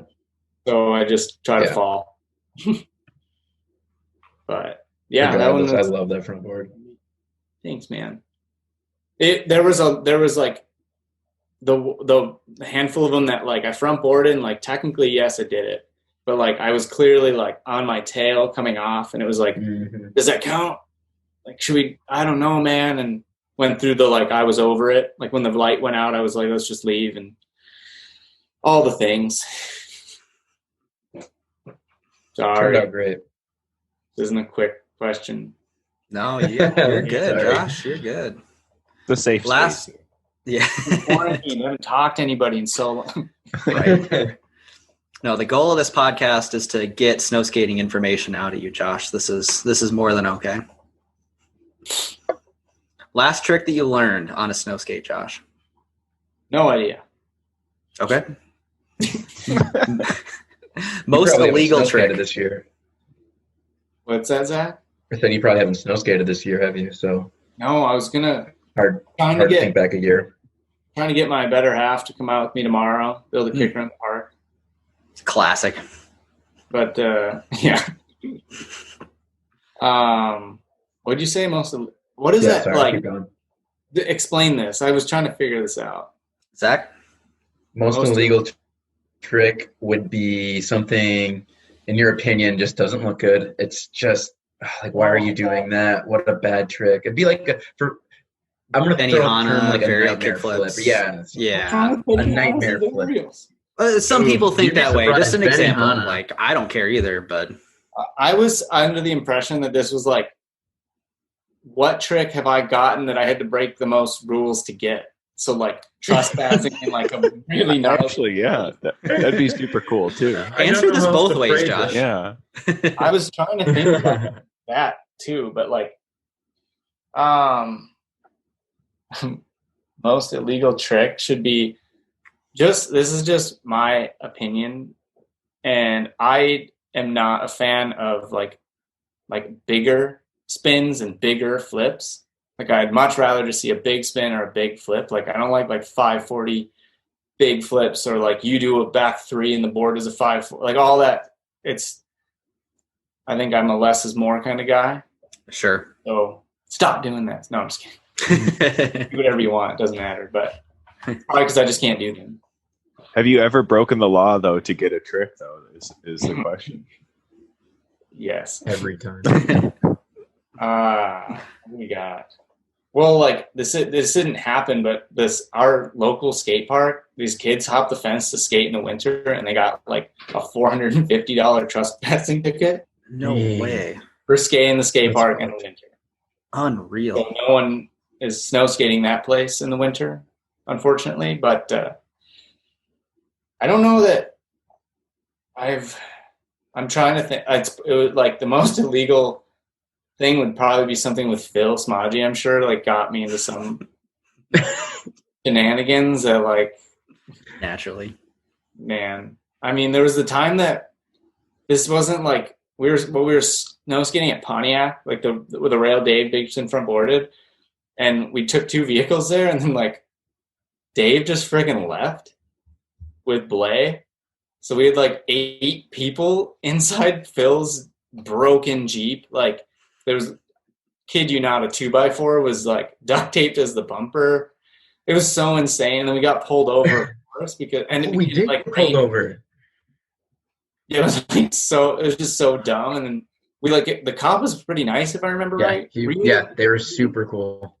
Because we were just like, we told them, we were like, dude, we know, like our friend bailed for And we're not even from here. Like, we're just trying to figure this out. I don't know why they left, but we had to all climb into like Phil's thing, and that is not like an illegal trick by any means, but just some of the shenanigans. That's a good story.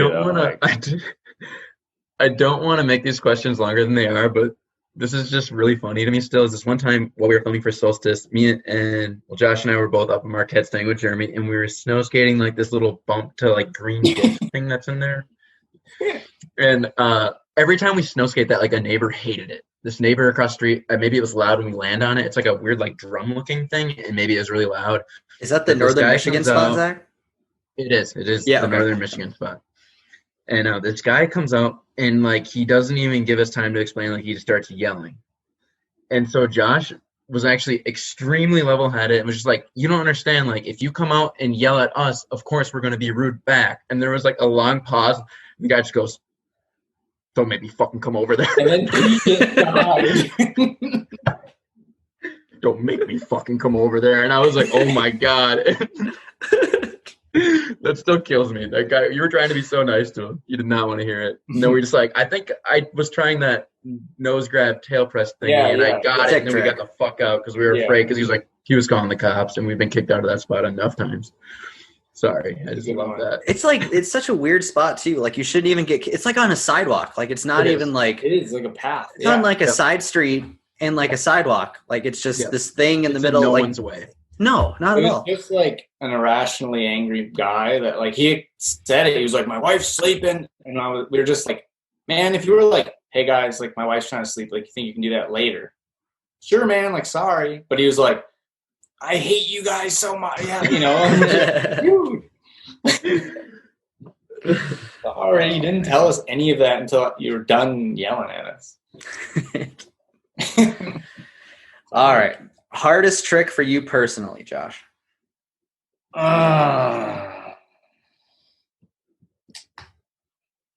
There's a lot of them. I don't really tail press stuff. Like tail press kickflips, like Phil Smodgy can always we skate a lot together, and that's like his bread and butter. I don't know if get that spark any ideas for the reference. Yeah, butter your bread on the box. There we go. Okay. Thanks, Zach. I'm not a tail press guy. Interesting. Do you find them difficult? Other ones, like, I don't know. Interesting. Yeah. Why are you laughing? In deep thought, it's like, wow, Josh has trouble with a trick. Holy shit. Okay. There are many. The trick that got away. It's a very long list. Give me one of them, Josh. I can give you all the times I've had meltdowns. There is a tray flip in Encore at the dugout gap, and yes, he put it in there, but that was like not the one. I didn't land it the right way, and Blade truly watched me have a little hissy fit. Just like, have you been to the dugout gap? Oh yeah. Eric? I haven't, no. No, there's like, you have to hop, it's like a baseball, whatever, dugout. And you have to hop the like, big old fence. And I just was like, I was livid, and I just was chucking boards. And I feel bad because Blaze just like, man, these guys. And then I threw my thermos water bottle because I was pissed, and it blew up like a plastic cap. It's just me being an idiot. But I don't know. There's one that I want to go back and get that I think would be cool. I don't know if it'd be better as a surprise or not, but blow it, Josh. Tell us. Okay. I was trying. You were there, Zach. I was at that. Remember that press pad that you did, like an enormous tail press kickflip? Oh yeah, that was a sick trick, Zach. In Madison, yeah. Yeah, I was trying. That's in Madison. So this spot is like great because it's like not super high to get in, and the drop off is like has so much. Good. it's got a big drop, but it lands like kind of in a hill, so you have time. So I was trying to nose press, like nollie front foot flip. Oh yeah. Ooh. Forgot you were trying that I think night. I maybe got a couple stuck. I don't remember, to be honest. I tried it for a while, but it just didn't pan out, and I never went back. But that was almost. Wow. Get it this year, man. Maybe. It's on the list. It's been on the list for years. Yeah, that place is like a daycare. You got to make It's sure so there's not like fun, 100. man. It's 100 kids running around. But there's like all these like Not trees. this year. Side note, Zach, I found like a spot you will love. I'm coming out. Don't worry. Yeah, you guys. I had a snow skate part that actually came out that no one gotten to see yet. I was in a snowboard video. There's like Oh, I know, dude. I've been dying to see that shit. Yeah, And I realized I got to pay for it. snowboard video, so it's No. not. Yeah, You have a But snow it's- skate part in a snowboard video? yeah. So like a friend of mine, Alex Havey, Yeah, hey. worked with there's this snowboarder that produced it. I'm blanking on his name. Chris Corning or something like that. He's like an Olympic snowboarder. I apologize for anyone listening. I'm not in the snowboard world. Like I know very little, but I believe it's Chris Corning, and he like produced this film, and Havey like was the main like DP or filmer for it and edited the whole thing. And I was reached one of the guys, Sam Klein, hit up Havey and was like, "Hey, it'd be sick to have like a couple snow skate clips in it." And then it was released not long ago, and Havey was like, "Hey man, like you're gonna have a full part." And I was like, "Oh, okay, like sick." There's no project in works or anything, and I have like I'm in the intro, and I'm like, I have met Havey and Sam. You got a private link for the boys or what? I'm dying to see that shit. Yeah, what's the name of the video, just so everyone Called knows? Teal, right? Teal, right? Yeah. Teal, okay.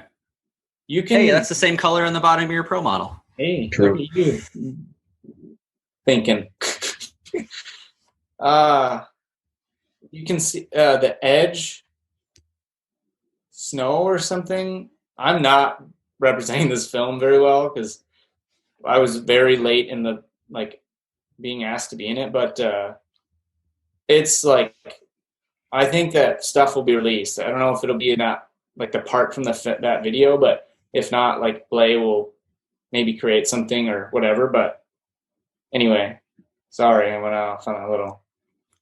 I had no idea. That's super cool. I saw like Blay and Ambition posting about that, and you too, Josh, but I didn't know what was going on with that. Like I didn't realize you had a full part in it. Yeah, I mean it's like a minute, like and a half. Still. Yeah, it's what I had gotten, I believe, last winter. Almost all of it. There's some stuff that Blake kept, I think, but I'm getting the footage from Havey, so unfortunately, it might just be released on the gram, but Leak it, bro. I wasn't allowed to, I can't post the part, I don't think. Oh, okay. There was I don't know. I had to sign a contract.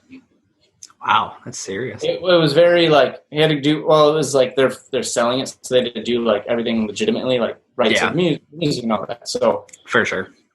But yeah, anyway, sorry, another tangent. These snowboard films, this is above snow skating's pay grade. We're not used to this. It's really well done. If you do get to see the whole thing, he did such a good job. I might buy that and watch that tonight. I'm trying to see that. Did you find it? It's on if you type in Teal Edge snowboard movie, it might. Edge is the media company or something that. Okay. You brought it up or whatever, but anyway. Okay. Yeah, I'll you look had to that up. send me a link to it. I didn't even get a free one. All right, best trick you've done that was not caught on film. I only snow skate when I film. Okay. That's not true, but I don't know if I feel like as I've gotten older, I don't really I do wait. If I have something I don't want to do again, I wait until we're ready to film, but Yeah. I'm not one of those guys that just gets first try tricks. I don't know if I buy that, Josh. Yeah. I don't know if I've ever gotten a first try clipping apart. Not taking too long. Oh, yeah, as if. Favorite snow skate community event, whether that's like a trip, a contest? Midwest. Midwest, yeah. Hard to argue with that. That's such a fun event. I was so bummed. We maybe talked about this on the last one too, but Yeti looked so fun. Yes. Yeti looked like a good time too. It was like what Midwest is today, it seemed like. I wish I could have made it out to one of those. Yeah, same. Yeah, Midwest is like it's a good time. We know you skateboard, but do you snowboard too? No, but I'm down. I've been wanting to. Dude, I went snowboarding last week. I actually went bidecking and snowboarding with Alan at Trollhagen.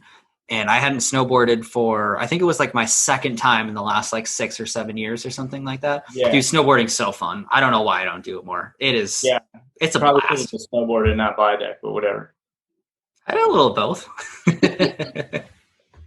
No, they're both really fun. But Yeah. I had forgotten how much fun snowboarding was, man. Just jumping around and spinning shit.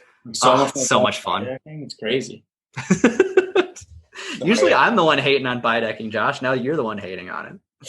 You were the one hoverboarding for a bit. You were on Hovland and shit. Like, you were about bidecking for like a year or two. It's not my. I'll give it to Alan. He makes it look the best it has looked. Makes it look like actual snow skating. But I just think it's a different. I mean, we call it bidecking, but it's not. They shouldn't be in the same category. No, different thing. No, not at all. I mean, it's like so hard to do. Mm-hmm. It's apples and oranges. It's totally different. Yeah, they just are like, categorized. It's daunting too, coming from a single deck where, like, I mean, we have enough decisions to make, like size, concave, extreme grip, but like the amount of decision making that goes into getting a bideck, and then how you're supposed to know what your setup is, and then your cost is like doubled at least for a bideck, and then you got to get a leash and you got to find a place that'll allow you to do it. Yeah, it's just it's daunting, but yeah. I just tease. If there's a bideck out at Midwest, you'll see me on it. I'll play around. They are pretty fun. All right, time to put your negative Nancy hat on, Josh. Worst style in snow skating. So are you talking about like individual that looks? Yeah, you gotta call somebody out here, Josh. Okay. Damn. I can't wait to listen to this for like other people being interviewed. Worst style?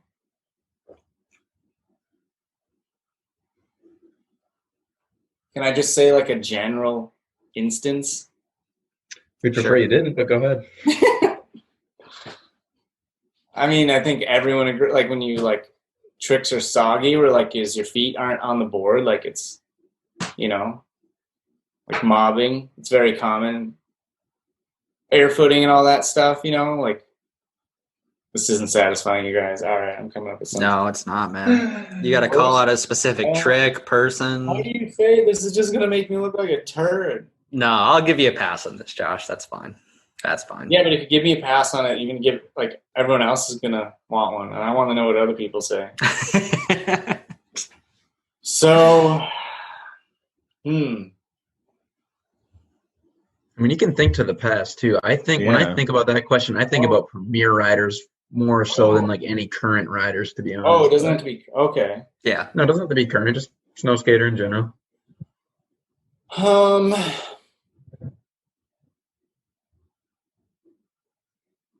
This isn't going to be quick, man. All right, how about we come back to this, Josh? Oh, great. We'll circle back to this question. Sick. Worst trend in snow skating? Is snow skating big enough to have trends? Dude, Not really, crazy. no. I'm not a big camo guy. I don't like. all the colorful camo is just not my thing, but if it's your thing, so be it. I feel that, Josh. I'm with you. Here to answer your question. That's actually a correct answer. Don't hold me on. Hold me to any of this. You can wear anything you want. Just don't wear It's not subjective. It's actually correct. You can just keep my tough pants and life go on. Do I get more snow in my shoes because I cuff my pants? You betcha. Can I see you when you're coming? No.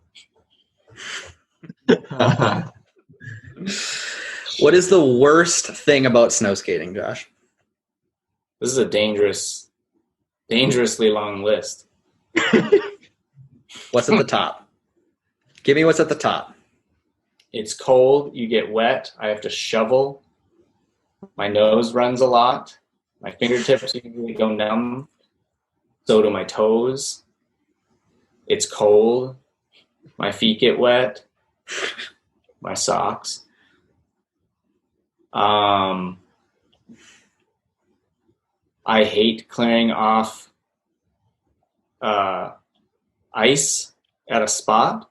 You'll shovel like hundreds of shovels worths, however you want to. I didn't say it right, but you get what I'm trying to say. Just to find that there's a beautiful layer of ice over the spot. Yep. I hate salt. Salt is miserable. Salt kills. It's cold. And yeah. And like when if it's not the right temperature though, then the snow is really bad. And you try to throw down and you look like you've never ever done this. And believe it or not, I've been doing it for a little while. It's cold. This is why you're going to quit snow skating, Josh. Oh, it's been debated. It's been heavily debated. Mostly by yourself. But I will definitely say though that it must be fun because we all know that if we're out snow skating with our friends and it's like, all right, last one, it's never is. No. Like you're just doing it forever. Like I rarely will skateboard alone, but I'm down to go. If I have like a backyard setup or something, I'll go out there for sure. Mm-hmm. Sorry, I forgot we were trying to keep this negative, so stop there. Josh, who's the last person you want in the session? Zack. I'm so kidding. No, that's funny because you'd be my answer actually. Oh, I know. I've yelled at Zack a few times, but that was when I was serious, Josh. So I'm sorry. You did? I remember yelling at you once because I was trying to do something and I was getting distracted easily and was caring too much and trying too hard. And I just think I remember that ever, to be honest. The press pad. Was I having too much fun or what happened? Probably, and I wasn't. I was like jealous. I fucking hate that spot, so I'm sure I was probably more negative than you. No, Pete, I'm kidding. I haven't seen Pete in a very long time, but I always had a good time when Pete was there. Pete rips. I haven't either. Love that dude. Yeah. And he rips. He does. I tried to do, I don't know what video it was in, but it was in a friends section. And I tried to do this like power ollie into this like slam, like this slant, really steep wall that dropped. I couldn't do it. He was filming it. And I was like, all right, I'm over. He's like, can I try it? And he freaking did it. And I filmed him do it. So, in Solstice. Is it? Okay, yeah. Mm-hmm. But no, I figured that was the easiest answer I could come up with. Sorry, Zack. I do like what you're there. Mine would be you only strictly on account of like I'm gonna feel like shit about myself if I'm snow skating with you. Wait, how is the question worded? Sorry. Who is the last person you want in the session? Yeah. I think I could maybe say Dave. Because the spots that like, or Alan, because like, if we're at a fun session, that's not my answer. But like, if we go to like an Alan spot or like a Dave spot, it's like, it's tough skating with those guys when you're at their spots. He skates some really gnarly. Yeah. Like he's the only one that is going to skate this spot. Yeah. And so it's like, sorry, Dave. If Alan calls me, yeah, totally. If Alan calls me to go skating, I have to ask him where he's going to go skating. Because the answer is going to depend on what spot he's trying to hit that day. Because I love skating with the dude, but if he's going to go to like some 20-some stair rail, I'm not about it. Dave, when he's like dorking around, is like, it's super funny. I love that Dave. I love Dave in general, but I love that Dave. Dave boy. Dave boy. R.I.P. the unreleased Goon edit that we never got to see. Oh, man, don't bring that up, dude. Andrew. The best snow skate video I've ever seen that was just lost. Gone forever. He is going to be dropping a new part soon, though. I'm so stoked for that. We're recording this on the 15th of December, a Tuesday, and it is still not out. I'm not sure when this podcast is going to drop, but I am trying to see that footage so bad. Yeah. It's I think nuts. I maybe got a peek at like a clip or two, but We watched a lot of it last year. Were you not in the room when Blay showed us a bunch last? Well, last year he showed me a handful of clips, and geez, some of them are just fucking nuts. I feel like I don't remember. I feel like I've only seen a few. But you know the one clip I'm referring to, I'm sure. That's like an MBD in snow skating that I can't wait for people to see. No, you're right. I have seen more than I'm thinking of. You're right. There is a good MBD in there. Yeah, wow. What I want people to know, I've talked to Blay on this. This whole part was filmed in like 2 weeks. Like, keep that in mind when this part drops. Like, this was basically a 2-week part. If you boil it down pretty much. Yeah, Dave got the short end of the stick, unfortunately, when it came to like the winter before that. I don't know, was he injured or? I think it was a mixture of like injuries and just bad conditions and stuff. But that's why he didn't end up having anything in Encore. Like it was a combination of that stuff, and then he got to go to like once Canada, and that was it. And then there was like, I don't know, he definitely like did not have a lot to work with, but he got right. Well, I was with him a couple months ago now in September, and I was asking him about like last winter for him, and as he puts it, he went to Canada twice. And I think, I hope I'm not wrong here, the first time he went was like fairly productive and worked out decent. And the second time he went, like conditions were just trash. I think he got one clip out of the whole time he was there, and it was just really unfortunate situation. So he like just pulled through, and for the limited time he had, like the footage he has is insane. Yeah, I think it may have been the other way around. It may have been 2 winters ago is when he got all the footage, and then he got like one trick, and then he got hurt, and then like the next trip, like conditions were awful and there was like no snow or something. I think he only got like one clip last year. I know one clip he got last year, and it's fucked. I've been to it. We've all been to it. It's insane. I'm so excited for that part, dude. I wonder if we're thinking about the same one. Are you trying to read mine? It's a pretty common spot. It's at the 3 block. That's all I'll say. It's that could mean a lot of things, though. There's a lot of stuff there. No, we're not thinking of the same one. Well, earlier I was referencing a different trick. At the rail? Yes. Okay. But then this past season, actually, it's already been released as a photo. I think I can probably say. Oh, the wall rail? Yeah. The creeper. No, that footage. It hasn't been out yet. Oh, I didn't know if you saw if Blay showed you footage of that. No, when we went, he got that after our trip. Oh, was that okay? So that would be the clip that he got. That Eric was just saying. I think he got one clip, and I think that's yeah. Damn. When you look at that photo, go on his Instagram and look at that photo. Like, there's no bailout. Like, when I snow skate, like, I put as much snow as I can in the landing to not die because I know most of the time I'm not going to land the trick. Like, you look down, like, it's straight stairs. There's, like, no snow on the landing. Like, it's straight skateboard shit. Like, he is not messing around. There is no bailout in that. I think, what is it, 15-stair creeper? It's a 14. 14. And it's big. Oh, yeah, you ollied it, right? Yeah. Yeah, it was not fun to ollie. And Jake Boss front boarded it at the same time, and it was nuts. That's a blind rail. You're coming up to a cliff. Dude, Jensen pushed at it and board slid it. That's fucked up. Yeah, front board, 5 pushes, and then board slid that. Like, and with no snow, too. I feel like everybody who skated that, there's been no snow at that spot. Yeah. I think he did a flat ground front shove, and then he board slid it. Yeah, flat ground front shove, and then push, and then, That's crazy to push Good a 14 conditions, rail. like, that spot is good. It's just big. It's just blinding. You come up to a cliff with a rail. Yeah. You're like, where does that go? We'll have to have an episode when that park drops, and we'll just maybe do some color commentary or something. Definitely. 'Cause this is all just- experience rip off and just go through the part. Yeah, this is just getting. I mean, we could push the hype a little bit, but I don't know. Yeah, it'll be sweet. I think there's gonna be other stuff released too. Like I think several people are sitting on some footage and Blake was working like an edit or something. Oh, really? Interesting. No, maybe I'm wrong. I thought there was. I don't know. No, we're saving footage right now. I'm saving my stuff, and a couple people are, from what I understand, for next year. So. Oh, okay. But I talked to Alan a little bit ago, and I guess I can tell people this, but that RIP Hot Dish project, whatever that's going to be from that footage, is going to come out probably next month, maybe February. So at least that'll be coming out, like all of the stuff that everybody involved with that project filmed for. Nice. Can't wait.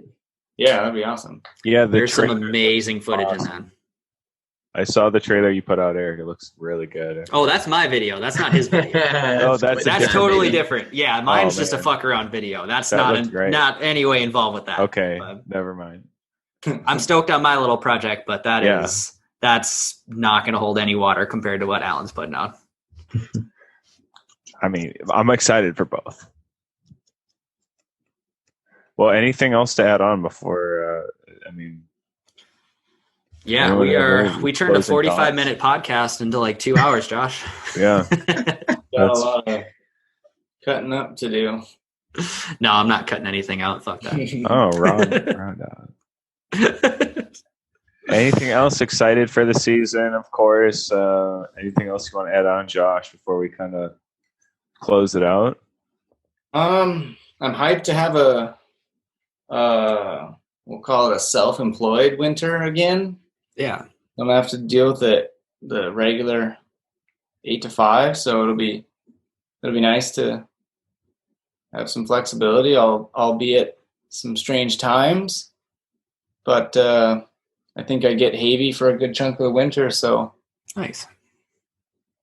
He's a trooper when it comes to filming. Yeah, so just hope we get some good snow then. We have like such good snow right now. We have like I can't believe that. Like perfect snow. I have none. How do you have more than us? Yeah, we have nothing. We got so much. It's crazy. I gotta, for real, like I haven't touched it this way. That's not true. I threw down in my driveway. Woo! Yeah, I know. I'm gonna try to do a little something in a park tomorrow, hopefully with Tommy. I know you're not gonna listen to this, Tom, but I like your haircut. When you said your better half earlier, I was like, well, I bet he's talking about Tom and probably not his girlfriend. Right. And you definitely were. Okay. I'll get Tess to snow skate. Oh, yeah. But cool, Josh. Thanks for joining the podcast and being our test dummy with this new format. Anybody who's listening, send the Snowskate Source a DM, or we're going to put this on YouTube. Leave a comment below if you're watching it and you've made it this far. Not asking for artificial engagement. Just legitimately tell us like what works and what doesn't about this format. Let us know. Yeah. If there's questions that maybe we aren't answering, or that we can answer. Yeah, and that's something I want to do for future iterations too, is throw something out on like a Instagram like poll or like question and answer thing. Like, what do you want to hear in a future, Snowskate Overlords podcast, and give people a chance to like have their questions answered, Yeah, you could like give shout outs, like so-and-so asked this. And totally. Yep. So that's definitely the plan for future iterations. It's all from Zach. I'm chilling. Cool. Thanks for joining us, Josh, Andrew, Zach. Appreciate it as always. And if you're listening, thank you. Appreciate it. And yeah, go Snowskate.